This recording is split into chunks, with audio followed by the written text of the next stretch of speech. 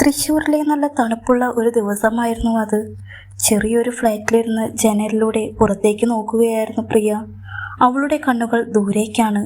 കാറ്റിൽ ഒരു മഴയുടെ മണമുണ്ട്, കൂടെ മഞ്ഞിൻ്റെ തണുപ്പും. പക്ഷേ പ്രിയയ്ക്ക് അതൊന്നും വിഷയമായിരുന്നില്ല. ആ കാറ്റിൽ അവൾ പ്രതീക്ഷയുടെ ഒരു പുതിയ ജീവിതം മണത്തറിഞ്ഞു. വർഷങ്ങളായി അവൾ കാത്തിരുന്ന ഒരു ജീവിതം. ഗർഭമുള്ള വയറ്റിൽ കൈവച്ച് അവൾ പതിയെ കണ്ണടച്ചു. വേദനയുടെയും പ്രതീക്ഷയുടെയും ഒരുപാട് കാലത്തെ യാത്ര അവളുടെ മനസ്സിലൂടെ മിന്നിമറഞ്ഞു. അമ്മയാകാൻ വല്ലാതെ കൊതിച്ചവളായിരുന്നു അവൾ. പക്ഷേ 10 വർഷമായി അവൾക്ക് ആ ഭാഗ്യം ലഭിച്ചില്ല. പല ആശുപത്രികളും പല ഡോക്ടർമാരെയും ഒരുപാട് കണ്ടു. ഒടുവിൽ നിരാശ തോന്നിയ ഒരു നിമിഷത്തിലാണ് ദൈവത്തിൻ്റെ കാരുണ്യം പോലെ ഒരു പ്രതീക്ഷ അവളിൽ മുളച്ചത്. ആ സമയത്ത് അവളുടെ ഭർത്താവ് ഗൗതം അവളുടെ അടുത്തിരുന്ന് ചൂടുചായ കുടിക്കുകയായിരുന്നു. നിറഞ്ഞ അഭിമാനത്തോടെ അവൻ അവളുടെ ക്ഷീണിച്ച മുഖത്തേക്ക് നോക്കി. ഒരു ചിരിയോടെ അവൻ പറഞ്ഞു, നിനക്കറിയോ, ദിവസങ്ങൾക്കുള്ളിൽ നമ്മുടെ മോൻ നമ്മുടെ കൈകളിലായിരിക്കും. അവൻ്റെ ചിരി നമ്മൾ ആദ്യമായി കേൾക്കും. പ്രിയ പുഞ്ചിരിച്ചപ്പോൾ അവളുടെ കണ്ണുകൾ നിറഞ്ഞു. എനിക്ക് വിശ്വസിക്കാൻ കഴിയുന്നില്ല. ഈ സ്വപ്നം ഇത്ര പെട്ടെന്ന് നടക്കുമെന്ന് ഞാൻ കരുതിയില്ല. എൻ്റെ മോൻ്റെ സ്നേഹം അറിയാതെ ഞാൻ മരിക്കുമെന്ന് പേടിച്ചിരുന്നു. പക്ഷേ ദൈവം എന്നെ കൈവിട്ടില്ല. ഗൗതം അവളുടെ വയറ്റിൽ കൈവച്ച് പറഞ്ഞു, ഈ മോൻ വെറും ഒരു കുഞ്ഞല്ല, നമ്മൾ സഹിച്ച എല്ലാ വേദനകളുടെയും വിജയമാണ്. ഞാൻ നിനക്കൊരു വാക്ക് തരുന്നു, അവൻ കേരളത്തിലെ ഏറ്റവും സന്തോഷമുള്ള കുട്ടിയായിരിക്കും. ഗൗതമിൻ്റെ വാക്കുകൾ കേട്ട് അവൾ പതിയെ ചിരിച്ചു. പക്ഷേ സന്തോഷത്തിനൊപ്പം അവൾക്ക് ചെറിയൊരു പേടിയും ഉണ്ടായിരുന്നു. അത് എന്തിനാണെന്ന് അവൾക്കറിയില്ലായിരുന്നു. ഒരു പക്ഷേ ഒരു ആപത്ത് വരുന്നതിന് മുൻപ് ഒരമ്മയ്ക്ക് തോന്നുന്ന കാര്യങ്ങളായിരിക്കാം. അന്ന് രാത്രി അവൾ തൻ്റെ മുറിയിൽ കുഞ്ഞിനു വേണ്ടി വാങ്ങിയ ഉടുപ്പുകൾ അടുക്കി വെച്ചു. ഒരു ചെറിയ പച്ചുടുപ്പായി അവൾ കയ്യിലെടുത്തു. എൻ്റെ കുഞ്ഞെ, വർഷങ്ങളോളം ഞാൻ നിനക്കായി കാത്തിരുന്നു. നിനക്ക് വേണ്ടി ഞാൻ ലോകത്തോട് പൊരുതി. എൻ്റെ നെഞ്ചിൽ നിന്നും അകന്നു പോകാതെ നീ വരണം. എനിക്ക് നിന്നെ ജീവനോടെ കാണണം. നിന്റെ ചിരി കൊണ്ട് ഈ വീട് നിറയുന്നത് എനിക്ക് കേൾക്കണം. അതേസമയം പുറത്ത് ഗൗതം വീടിൻ്റെ ബാൽക്കണിയിൽ നിൽക്കുകയായിരുന്നു. ആകാശത്തേക്ക് നോക്കി അവൻ ദൈവത്തിനോട് പ്രാർത്ഥിച്ചു, ദൈവമേ, ഈ രാത്രി എല്ലാ നന്മകളുടെയും തുടക്കമായിരിക്കണമേ. എൻ്റെ ഭാര്യയെയും കുഞ്ഞിനെയും നീ കാക്കണേ. ഒരുപാട് കാലമായി ഞങ്ങൾ കാത്തിരിക്കുന്ന ഈ സന്തോഷം ഞങ്ങളിൽ നിന്ന് അകറ്റരുതേ.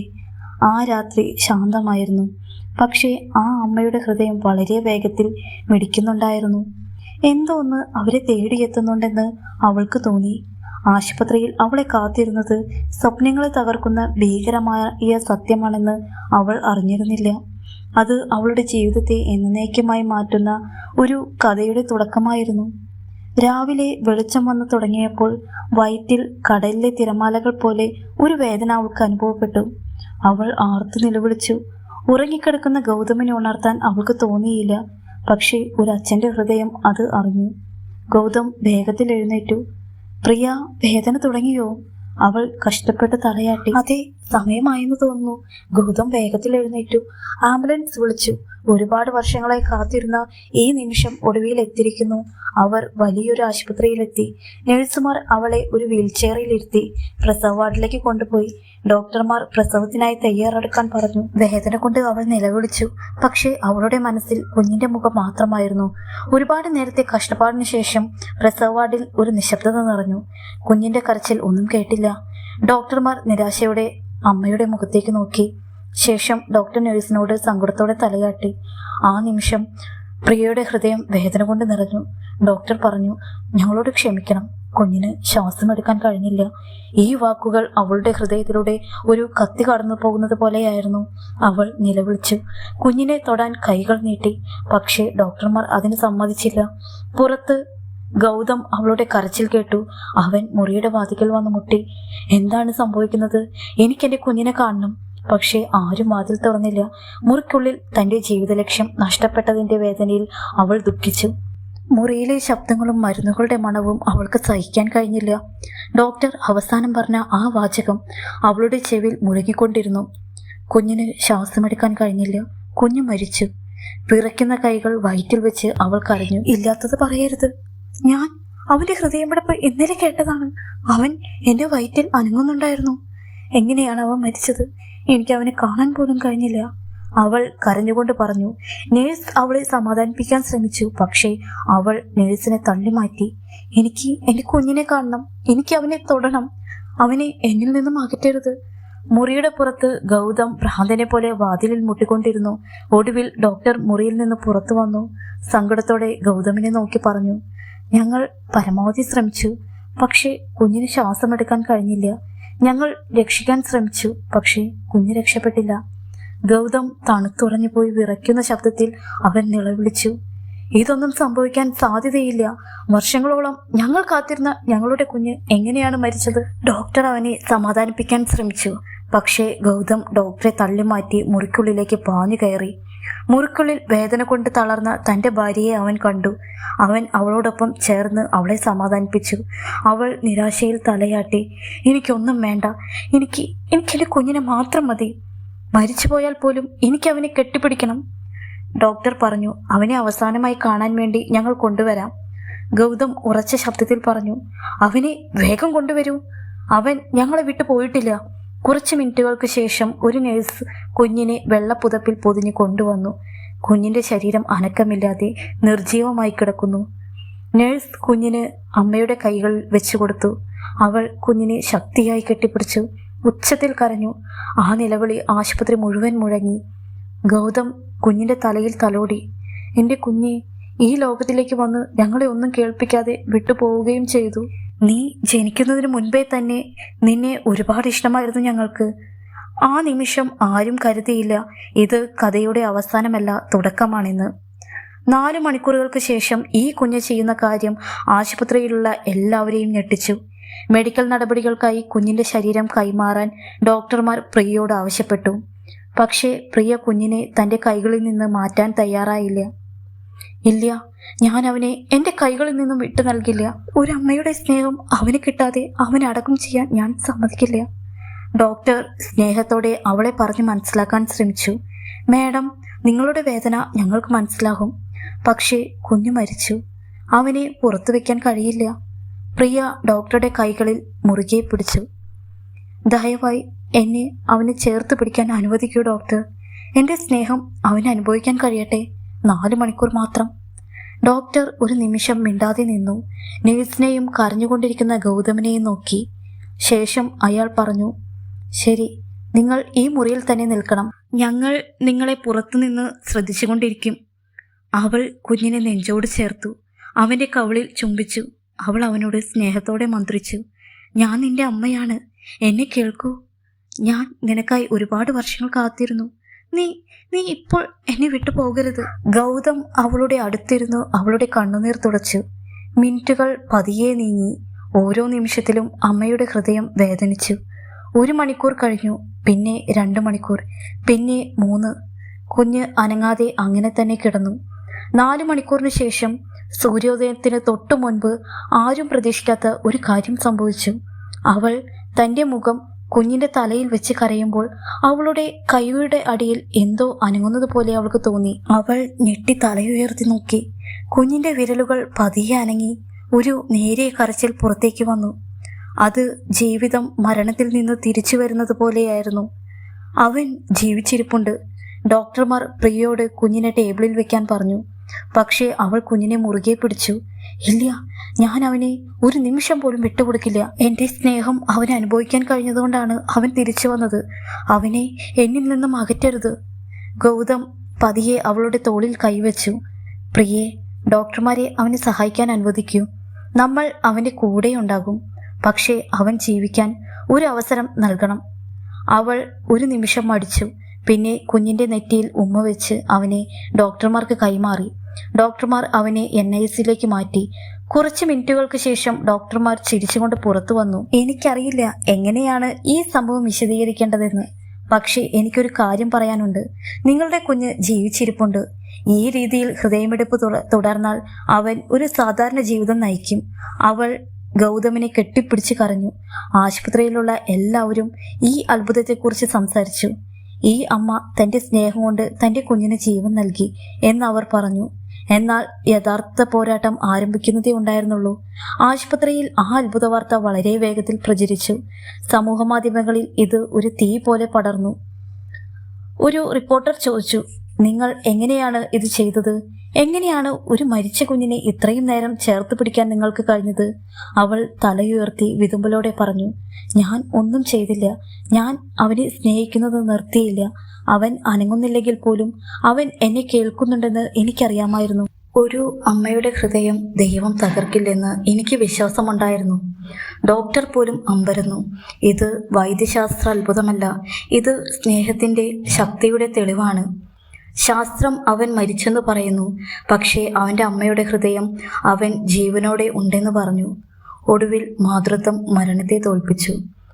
ആശുപത്രിയിലേക്ക് ലോകത്തിൻ്റെ എല്ലാ ഭാഗങ്ങളിൽ നിന്നും വിളികൾ വന്നു.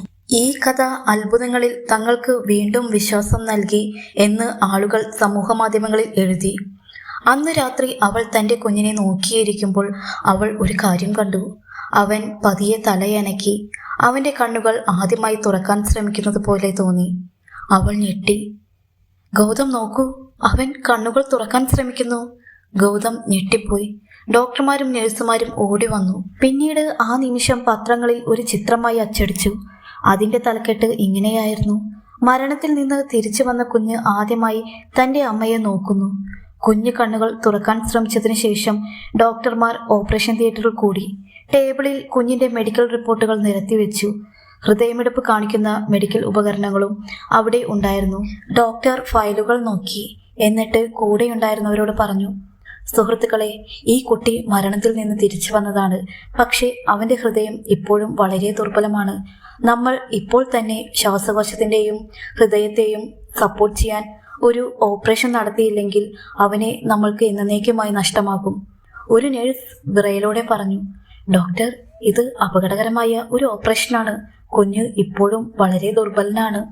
ഡോക്ടർ അവളെ നോക്കി പറഞ്ഞു. എനിക്കറിയാം, പക്ഷേ നമുക്ക് വേറെ വഴിയില്ല. നമ്മൾ ശ്രമിക്കണം, അല്ലെങ്കിൽ നമ്മൾ നമ്മുടെ മുൻപിൽ നടന്ന ഈ അത്ഭുതം നഷ്ടപ്പെടുത്തും. പുറത്ത് അമ്മയും അച്ഛനും ആശങ്കയോടെ കാത്തിരുന്നു. ഡോക്ടർ മുറിയിൽ നിന്ന് പുറത്തിറങ്ങി പ്രിയയുടെ അടുത്തിരുന്നു. നിങ്ങൾ ഒരു ബുദ്ധിമുട്ടുള്ള തീരുമാനം എടുക്കണം. നിങ്ങളുടെ കുഞ്ഞിന് ഹൃദയത്തെയും ശ്വാസകോശത്തെയും സംരക്ഷിക്കാൻ വേണ്ടി ഒരു ഓപ്പറേഷൻ നടത്തണം. പക്ഷേ അത് വളരെ അപകടകരമാണ്. പ്രിയയുടെ കണ്ണുകൾ ഭയം കൊണ്ട് നിറഞ്ഞു. അവൾ ചോദിച്ചു, അവന് വീണ്ടും ജീവിതം നഷ്ടമാകുമോ? ഡോക്ടർ പറഞ്ഞു, നമ്മൾ ഒന്നും ചെയ്തില്ലെങ്കിൽ അവൻ്റെ ജീവിതം രക്ഷിക്കാൻ കഴിയില്ല. പ്രിയ തൻ്റെ മുഖം കൈകളിൽ വെച്ച് കരഞ്ഞു. ഗൗതം അവളെ സമാധാനിപ്പിക്കാൻ ശ്രമിച്ചു. ശേഷം അവൾ ഡോക്ടറെ നോക്കി ഉറച്ച ശബ്ദത്തിൽ പറഞ്ഞു, ഞാൻ മരണത്തിൽ നിന്നും അവനെ തിരിച്ചു കൊണ്ടുവന്നു. രണ്ടാമതും അവനെ ഞാൻ വിട്ടുകൊടുക്കില്ല. ആവശ്യമെങ്കിൽ എൻ്റെ ജീവിതം വരെ ഞാൻ അവന് വേണ്ടി നൽകും. ഡോക്ടർ അവളുടെ ധൈര്യം കണ്ട് അത്ഭുതപ്പെട്ടു. അദ്ദേഹം ഓപ്പറേഷൻ തിയേറ്ററിലേക്ക് പോയി. പത്രക്കാർ പുറത്ത് ഓപ്പറേഷനെ കുറിച്ച് റിപ്പോർട്ട് ചെയ്തുകൊണ്ടിരിക്കുന്നു. സമയം വളരെ പതുക്കെ നീങ്ങി. ഗൗതമും പ്രിയയും ഓപ്പറേഷൻ തിയേറ്ററിന് പുറത്ത് പ്രാർത്ഥനയോടെയിരുന്നു. ഒടുവിൽ വാതിൽ തുറന്നു. ഡോക്ടർ തളർന്നു പോയിരുന്നു. അദ്ദേഹത്തിൻ്റെ കണ്ണുകൾ നിറഞ്ഞിരുന്നു. അദ്ദേഹം പ്രിയയുടെ അടുത്ത് ചെന്ന് പറഞ്ഞു, അത്ഭുതം പൂർത്തിയായി. അവൾക്ക് വിശ്വസിക്കാൻ കഴിഞ്ഞില്ല. ഡോക്ടർ പുഞ്ചിരിച്ചുകൊണ്ട് തുടർന്നു, ഓപ്പറേഷൻ വിജയിച്ചു. അവൻ്റെ ഹൃദയം ഇപ്പോൾ സാധാരണ പോലെ മിടിക്കുന്നുണ്ട്. അടുത്ത ദിവസം രാവിലെ ഡോക്ടർമാർ അവളെ NICയിലേക്ക് പോകാൻ അനുവദിച്ചു. അവളുടെ ചൂടുകൾ വിറച്ചുകൊണ്ടിരുന്നു. അവളുടെ ഹൃദയം വളരെ വേഗത്തിൽ മിടിച്ചു. വാതിൽ പതിയെ തുറന്നു. മെഡിക്കൽ ഉപകരണങ്ങളുടെ ശബ്ദം അവിടെ നിറഞ്ഞു. വെളുത്ത ബെഡിൽ തൻ്റെ കുഞ്ഞ് ശാന്തമായി കിടക്കുന്നു. ശ്വാസമെടുക്കാൻ സഹായിക്കുന്ന ഒരു ചെറിയ ട്യൂബ് അവൻ്റെ ശരീരത്തിലുണ്ടായിരുന്നു. അവൾക്ക് വിതുമ്പൽ അടക്കാൻ കഴിഞ്ഞില്ല. അവൾ അവനടുത്തിരുന്നു. പതിയെ കൈവച്ചു. അവൻ്റെ വിരലുകൾ പിടിച്ചു. ആ നിമിഷം അവൻ്റെ ചെറിയ കണ്ണുകൾ പതിയെ തുറന്നു. അവൻ അവളുടെ മുഖത്തേക്ക് നോക്കി. അവൾ കരഞ്ഞു, ദൈവമേ നന്ദി, എൻ്റെ കുഞ്ഞെ, നീ എന്നിലേക്ക് തിരിച്ചു വന്നു.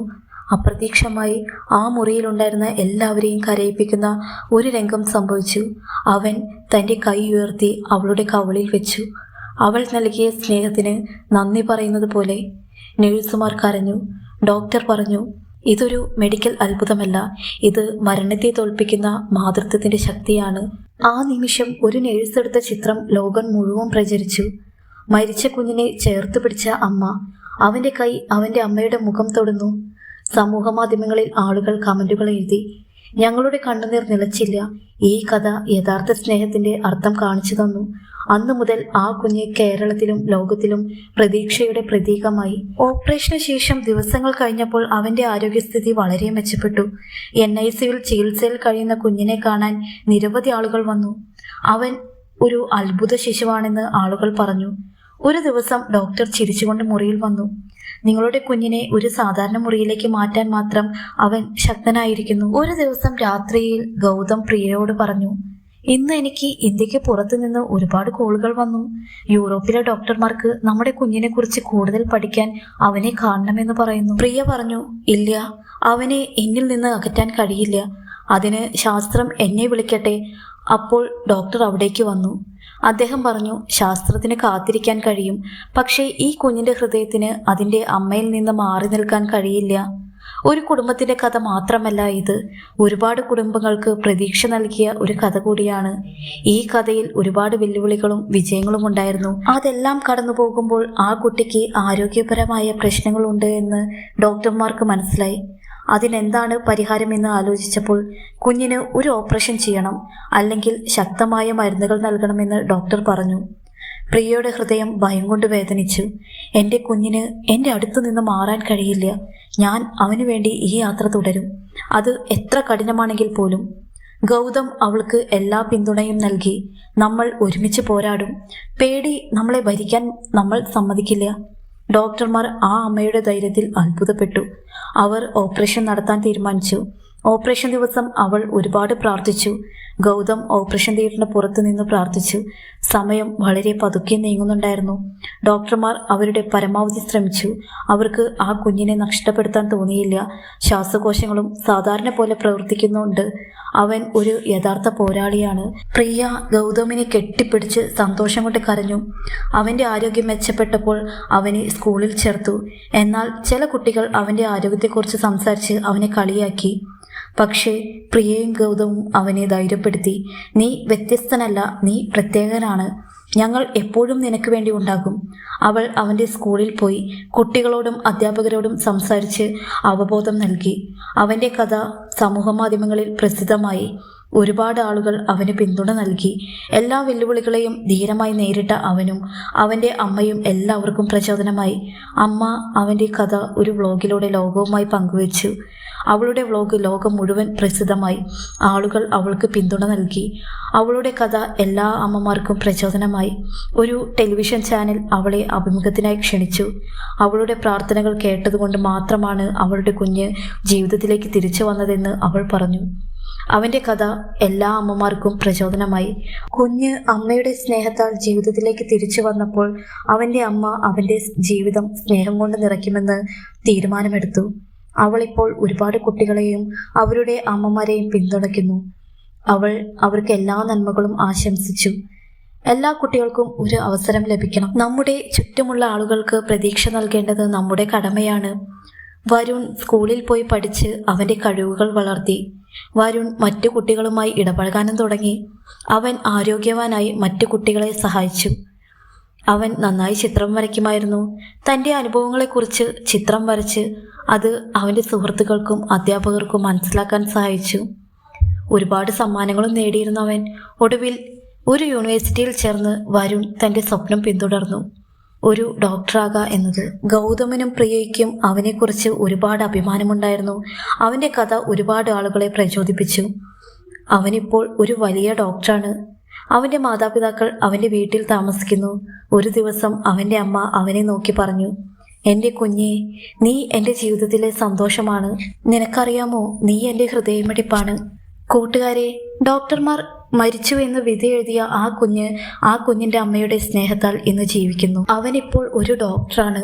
ഒരു കുഞ്ഞിൻ്റെ ജീവിതം എങ്ങനെയാണ് രക്ഷിക്കേണ്ടതെന്ന് അവനറിയാം. ജീവിതത്തിൽ ഒരു പ്രതിസന്ധി വരുമ്പോൾ തളർന്നു പോകരുത് എന്ന് ഈ കഥ നമ്മളെ ഓർമ്മിപ്പിക്കുന്നു. ഈ കഥ ലോകത്തിലെ എല്ലാ അമ്മമാർക്കും വേണ്ടി ഞാൻ സമർപ്പിക്കുന്നു. വീഡിയോ ഇഷ്ടപ്പെട്ടെങ്കിൽ ലൈക്ക്, കമൻറ്റ് ചെയ്യാൻ മറക്കല്ലേ. ഇതുപോലെ ഹൃദയസ്പർശിയായ കഥകൾക്ക് എൻ്റെ ചാനൽ സബ്സ്ക്രൈബ് ചെയ്യുമല്ലോ. Thanks for watching.